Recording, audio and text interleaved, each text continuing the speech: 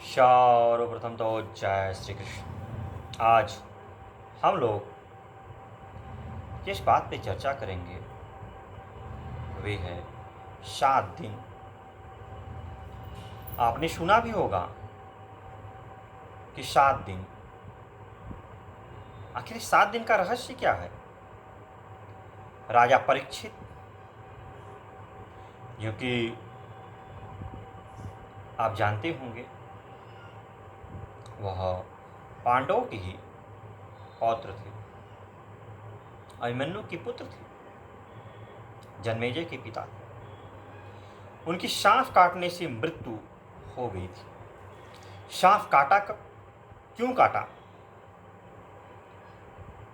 कहते हैं कलयुग का प्रवेश भी उसी समय हुआ था, राजा परीक्षित के ही राजकाल में ही। राजा परीक्षित जब राजा थे उसी समय कलयुग का प्रवेश हुआ था।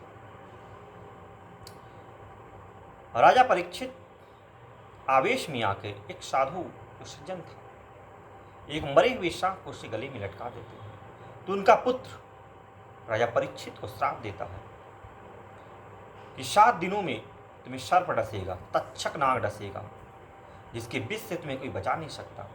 तुम्हारी मृत्यु हो जाएगी, तुम यमराज को प्यारे होना।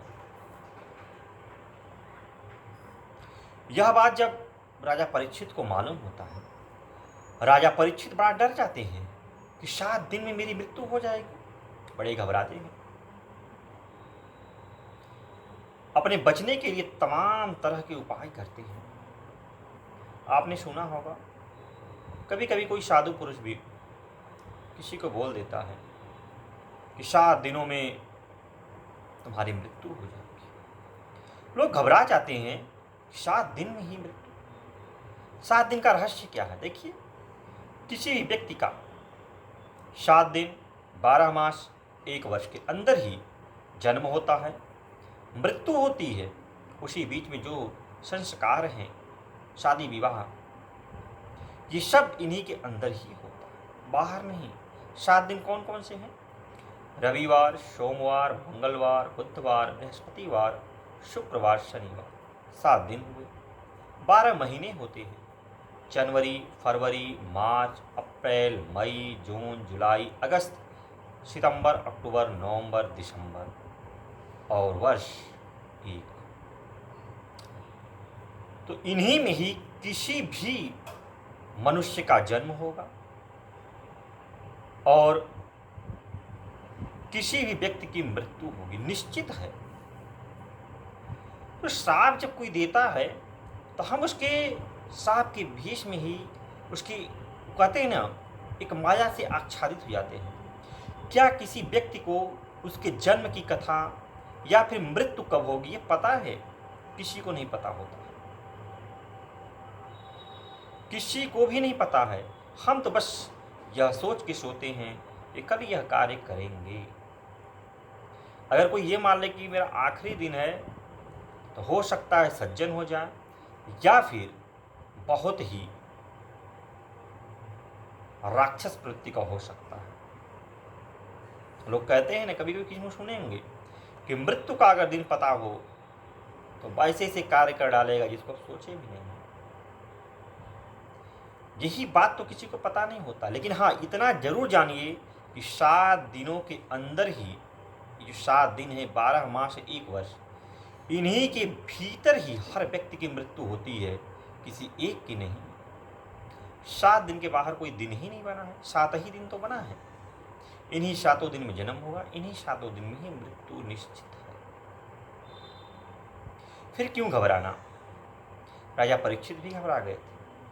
यह रहस्य अद्भुत है, जान गए तो डरने की बात नहीं। यहां तक कि सभी लोग जानते हैं कि हम आए हैं तो जाना पड़ेगा,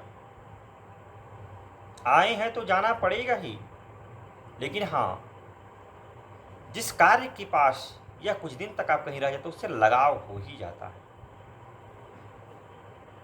और अत्यधिक लगाव हो जाता है। जैसा कि एक छोटी सी कथा थी, उसमें बताया गया था कि एक साधु था, एक कुटिया में रहता था। एक मनुष्य आया, वह साधु बड़ा ही, साधु क्या था, मतलब भिखारी टाइप का समझ लीजिए, बड़ा ही गंदे कुड़ से रहा करता था। एक सज्जन पुरुष वहाँ आके रहने के लिए उनसे कहते हैं कि मुझे आश्रय दे दीजिए, मैं कल चला जाऊँगा। वह व्यक्ति कहता है मेरा स्थान बड़ा ही गंदा है, आप यहाँ नहीं रह पाएंगे। वह कहता नहीं, बस एक दिन की बात है। वह जब आश्रय देता है तो उसे एक दिन में ही, रात्रि में ही वहाँ का हर चीज़ उसे पसंद आने लगता है। वह दूसरे दिन उसे छोड़कर नहीं जाना चाहता। तो वही नहीं, हर व्यक्ति का यही कार्य है। हम जहाँ पे रहने लगते हैं उससे धीरे धीरे लगाव हो जाता है, और यह लगाव ही दुख का कारण बन जाता है। हम त्यागना ही नहीं चाहते, उसे अपना ही मान लेते हैं हमेशा हमेशा के लिए। जब हमेशा के लिए हमारा यह शरीर ही नहीं साथ देगा तो वस्तु कहाँ से दे सकता है? जरा विचार कीजिए। आपकी आंखें ही एक समय बाद आपको धोखा दे देगी, जुबान ही धोखा दे देगा, यह स्किन जो सुंदर लग रहा है यही धोखा दे देगा। इस संसार में तो सब धोखेबाज ही हैं, अपना तो कोई है ही नहीं। एक तरह से अगर देखा जाए सब धोखा देंगे, बस समय का इंतजार है। धोखा सब देंगे, आपका शरीर भी धोखा देगा। जिसको हम इतना खिला पिला के हिष्ट पुष्ट कर रहे हैं, नहाते धोते हैं, सेंट टोंट सब लगाते हैं, यह भी धोखा देता है, जर्जर बुढ़ा हो जाता है। भाई देखिए, जो कपड़ा आप नया नया सिलाते कितना प्यारा सा लगता है, पहनते जाइए, धीरे धीरे वही कपड़ा एक दिन पुराना हो जाता है और आपको पसंद नहीं आता है। और एक दिन ऐसा भी आता है कि आप उस कपड़े को छोड़ देते हैं, त्याग देते हैं, नहीं पहनते हैं। ऐसे ही तो आत्मा है, नया नया शरीर धारण करता है, उसे बड़ा ही प्यारा लगता है। जब तक ये उछलता है, इसमें जान है, रक्त संचार सही ढंग से होता रहता है। जिस दिन उसे लगता है कि नहीं अब यह बहुत पुराना हो गया, किसी काम का नहीं, किसी पार्टी में जाने लायक नहीं है, तब वह भी इस शरीर को त्याग देता है। भगवान कृष्ण ने गीता में स्पष्ट बताया है इन सब बातों को। ज्ञान होते हुए भी उन्होंने बताया है कि मेरा ऐसा चक्र ही है कि हर व्यक्ति पर जब यह मोह माया का छाया पड़ता है, अद्भुत है, वह इस छाया से निकल ही नहीं पाता, इस मोह माया से निकल ही नहीं पाएगा। मोह माया क्या है? यह मेरा अपना है, अपनेपन की भावना, अहंकार होना कि मैं यह करूँगा, मैं यह कर लिया, सब अहंकार है। और सिर्फ एक ही सत्यवाद है कि जब हर जगह ईश्वर का निवास है, हर शरीर में ईश्वर ही है, तो सब तो एक ही। अब सोचिए, एक ही चंद्रदेव आकाश में है, तालाब में भी वही दिखते हैं, कुएं में भी वही दिखते हैं, बाल्टी में भी वही दिखते हैं, नदी में भी वही दिखते हैं, समुद्र में भी वही दिखेंगे, यहाँ तक कि शीशे में भी वही दिखते हैं। चंद्रमा एक, लेकिन शीशे में दिख रहे हैं, अनेकों रूपों में पृथ्वी पर दिख रहे हैं, नाना प्रकार के। यह भ्रम ही तो है। हम अगर इसको देख के मान जाए, नहीं यार मैंने तो चंद्र को देखा, वह तो मेरे बाल्टी में आ गए थे, अरे नहीं यार कुएं में मैंने देखा, नहीं यार मैंने तालाब में देखा, तो ये बहस हो जाएगी और यह लड़ाई जो आपस की होगी व्यर्थ की साबित होगी, क्योंकि न वह बाल्टी में है, न वह कुएं में है, न ही वह तालाब में है, न ही नदी में है। हाँ, आपने देखा जो आंखों से वह भी सही था, लेकिन एक प्रकार का भ्रम था, सत्य तनिक भी नहीं था।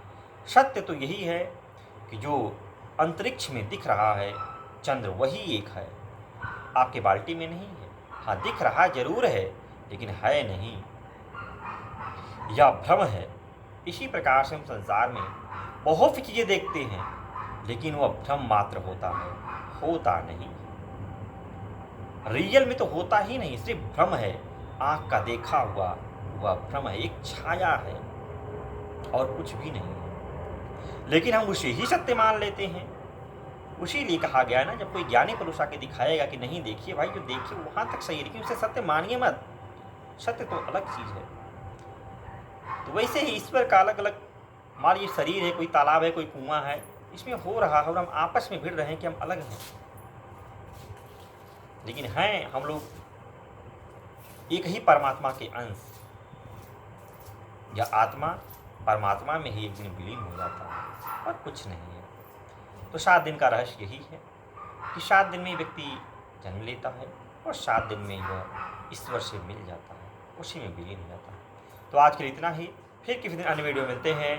तब तक के लिए जय श्री कृष्ण, जय श्री कृष्ण।